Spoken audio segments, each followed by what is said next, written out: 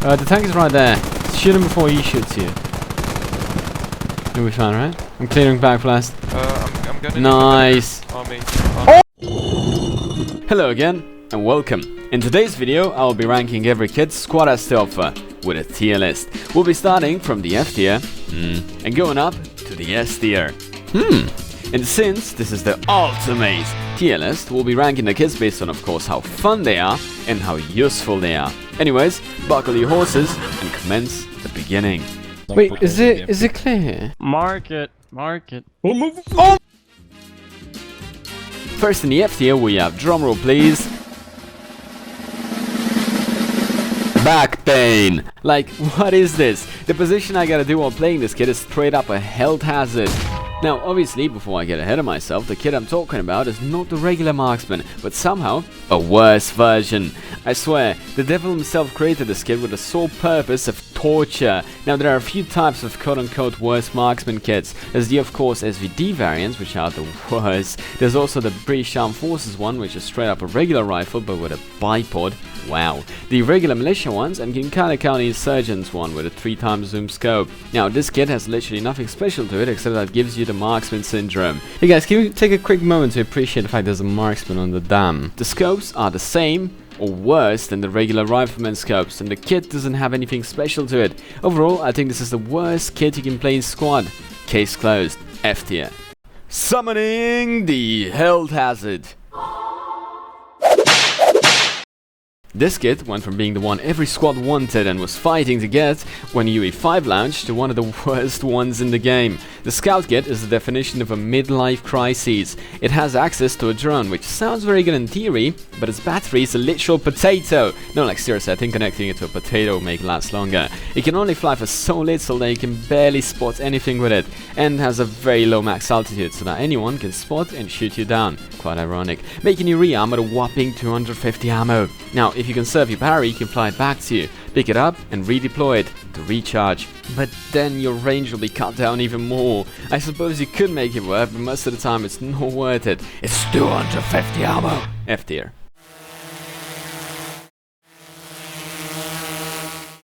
The Raider kit was also recently added, and by recently I mean about a year ago. It is basically a close quarter breacher kind of kit. The only thing that it does have though is extra nades, and maybe cool SMG sometimes. That's it.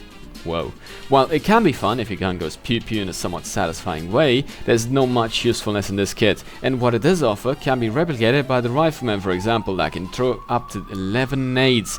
But I'm getting ahead of myself here. In my opinion, this is the perfect moment for this ambulance to interrupt my... Anyways, in my opinion, this is the perfect kit for a Call of Duty player. The only issue is, this isn't Call of Duty. F tier. We might get shot when you cross this shit, but okay. Do I look like I care? Welcome to the C tier, where we'll find kits that are slightly more fun and useful than the others. Anyways, first up we have the you know him, you hate him, you might go me in the comments for putting him so low, and it might just be a meme at this point, but it's, you guessed it, the regular marksman. Now, some marksman kits are better than the others. For example, the goddamn suppressed ones, which are very nice, but they are pretty rare and only a few factions have them. As an overall, the only thing that you get while playing marksman is a high zoom scope. Spectacular. And the absolute urge to stay as far away from the squad as possible. While it can be fun getting those kills with the suppressed ones, most of the time you'll find yourself not being too useful. C tier. Nice. Coming up in C tier, we have the worst automatic rifleman. Now, the only difference between what I call the worst automatic rifleman and the regular automatic rifleman is that the worst automatic rifleman doesn't have a scope. Now, I know there's gonna be a few iron-sighted joys out there that are gonna be insulted by my claim, but let's be real, most of the engagements happen in medium range, where a scope is recommended. Now, while you can go close range Rambo style, the scoped one can also do that, but we'll get to it later. And if you think about suppressing targets for your teammates, usually don't. Although you get style points, you're gonna end up with a bullet to the head in less than 0.02 seconds. Overall, the worst automatic rifleman can be fun in specific situations, but is overall inferior to his big brother, and also not incredibly useful, like the kits in the higher tiers. C tier. but it's worse. Last in C tier, I put a heavy machine gunner. Now, while the heavy machine gunner is good at, you know, what is the heavy machine gunner good at? Okay, I'm just kidding. It's not that bad, maybe. It usually has a high caliber like 7.62, allowing you to do more damage and suppress targets more effectively. Although we all know how suppressing ends most of the time. Yeah. If you're a bypodder though, it can actually be a pretty good killing machine. But don't even attempt to fire it otherwise, because you'll end up regretting your life choices. Now, while most of the heavy machine gunners are mids, there's the one, the only, the beautiful MG3. If all heavy machine gunners were the MG3, the kit would be an S tier. Easy. Just look at it. But since most of them aren't the MG3, overall the heavy machine gunner belongs in C tier. Very nice. Oh my god! No, reverse! We're dead. We're cooked. Hold here. Stop using. Maybe he doesn't see us. Maybe he doesn't see us. Why did nobody say anything? Maybe move! I targeted him. Move! Go around him. You might actually. Are we cooked? Shoot. Oh, nice! Holy shit. It worked.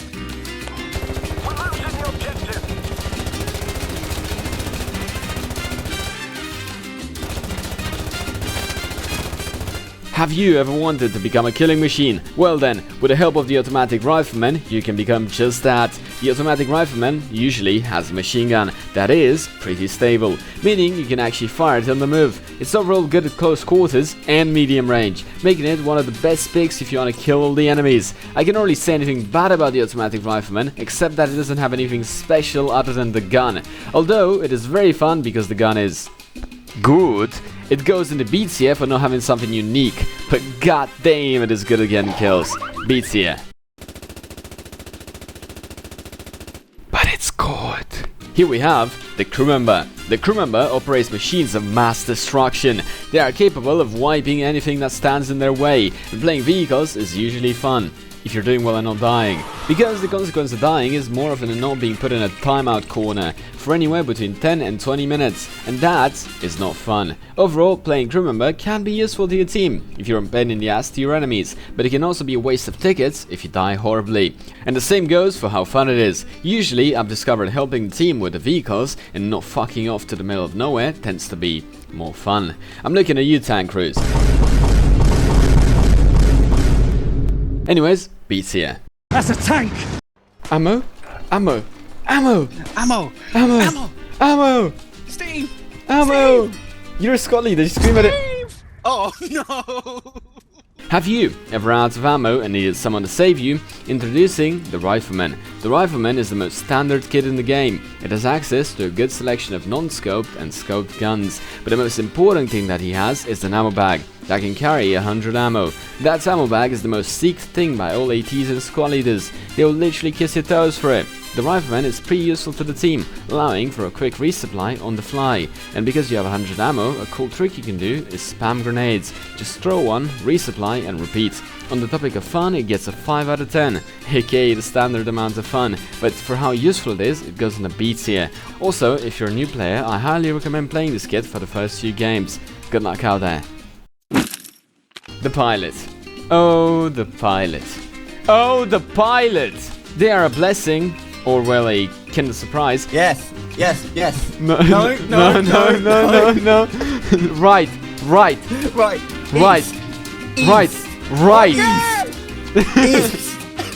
Not here! Not here! If you have a good pilot, or are a good pilot, the game will be more fun for you and your team. As a pilot, you can transport troops from A to B, transfer supplies, scout for enemy vehicles, and deliver deadly fire on the enemy's asses, if you're lucky enough to get a CAS helicopter. Now, if you're not a good pilot, it can still be fun, kinda, but more often than not, a bad pilot will make you want to go to bed early. Overall, flying a helicopter can be fun, and is a pretty helpful activity for your team, if used in, productive manners. No buzz cut. Please, no buzz cut. I've been expecting you, Mr. Bond. This is the end. No. B tier. Helicopter.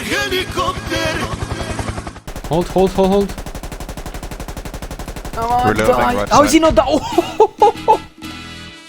First in the A tier, we have the well-known squad leader. To be a squad leader, you need to create a squad. Kinda like this. This kit usually gets a variety of gun styles to choose from, and sometimes even a grenade launcher or suppressor. But there's one more thing that you get as a squad leader, and that is the rally. It can be placed anywhere as long as it's not close to enemies, allowing your squad to spawn on it. Now, for the people who do play squad leader, you get to have responsibility. And honestly, IQ tests should be mandatory before creating a squad. Please make this a feature. Now, while having to babysit up to 8 people, and sometimes the whole team, think that will be sure to leave your ears in a state of certain debt. Like, really, you don't need to discuss everything in command chat. Sometimes the yapping that is happening in command chat makes me wanna...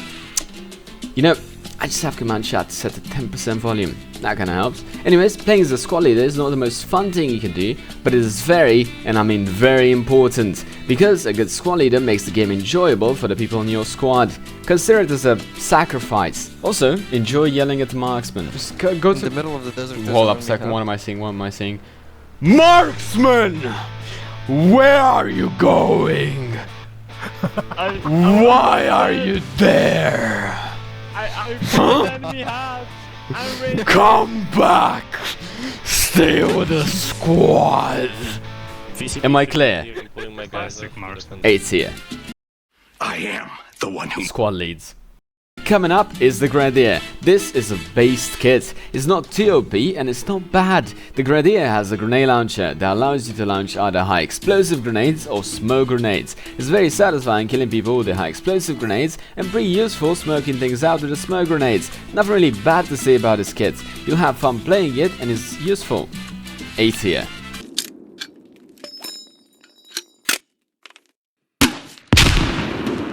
The LAT, formerly known as the Light Anti-Tank, is the guy equipped with the Light Anti-Tank launcher. Now, some LAT kits are better than others. Talk about inequality. Usually the RPG ones are Perfect. the others, they're okay. The Light Anti-Tank is equipped to deal both with vehicles, having the heat shot. That is not a vehicle. There we go, that's a vehicle. Oh no. But it's not that good against heavy armor. In some variations, the RPG ones have frag rounds that are very effective and nice to use against infantry. Overall, the Light Anti-Tank kit is pretty fun and useful, ranking in the A tier. Look at that!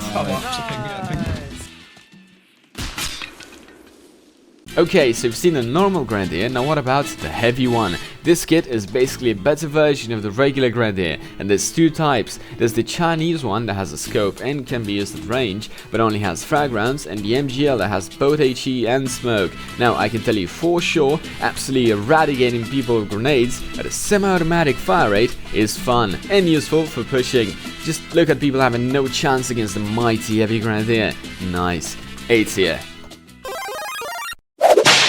Coming up to the stage is the Sniper. This is many's favorite, and for a good reason. The Sniper kit gets an absolute death machine, that is the Sniper rifle. The Sniper is way better than the Marksman, because it can actually one-shot enemies at any range. Up close, easy. Down far, less easy, but still gets the job done. It's one of the most satisfying kits that's only matched by the heavy anti-tank. If you play Sniper and know what you're doing, you're gonna get a lot of neuron activation from the kills you get, and help your team out by providing sniper support from certain angles. Yes, to play Sniper, sometimes you have to get creative. Be a ghost, traveling to places least expected by the enemies, only to strike at them with lethal accuracy. A tier. And now we're all autistic. Yay! Really? What have I done?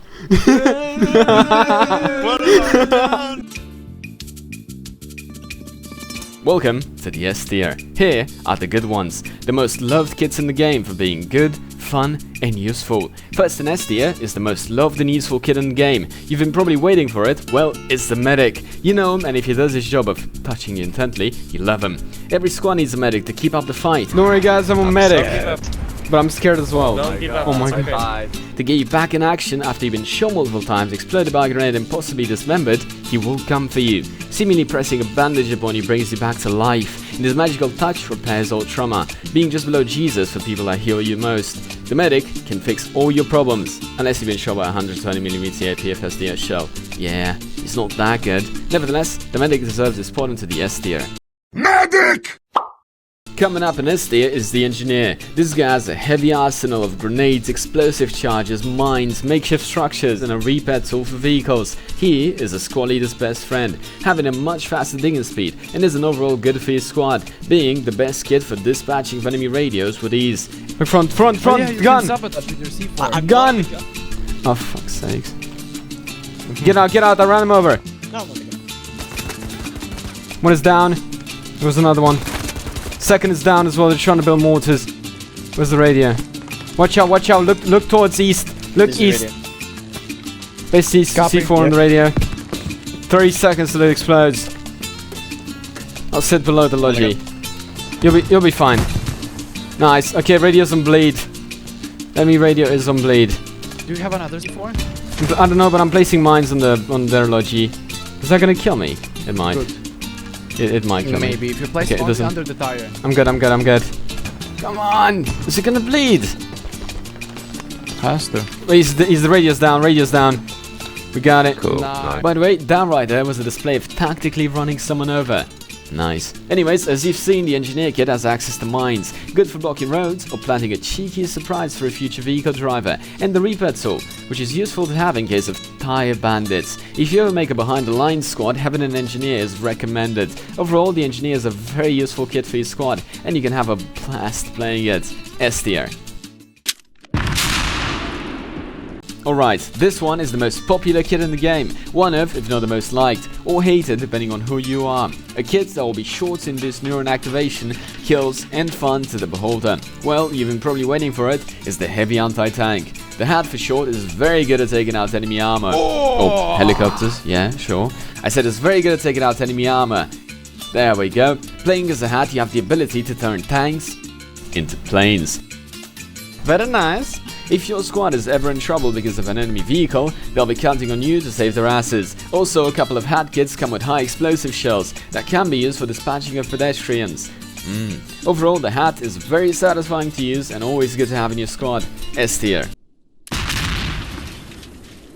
Okay, finally we've reached the end. You thought I'd put the hat to the top, but there's one kit that excels in both fun and usefulness, and that is the Sapper. Similar to the engineer, but not quite, the Sapper trades its repair kit for quote-unquote fun objects, aka explosives. Who doesn't love a big boom? You have the Canadian Resistance Forces Sapper that has a boom bag that can be boomed by shooting at it. Now this can lead to some pretty nice plays if luck and skill are on your side. Drift time!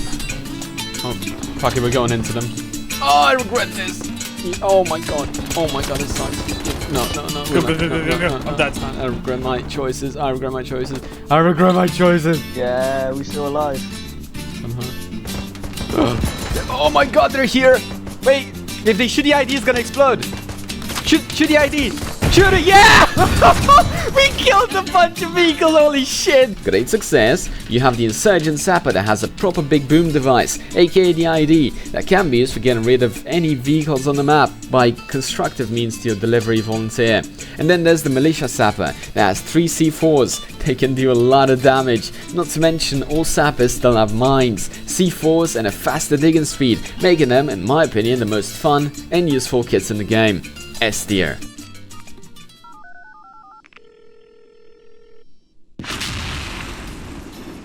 Anyways, that was it from me. Those were all the squad kits ranked in a tier list. Feel free to bash me in the comments on how I should have put a marksman higher or blah blah blah, but playing this game for only 3,000, yeah, don't touch grass, led me to those rankings. However, I will still appreciate your opinions. Anyways, hope you enjoyed it, and alligator, see you later.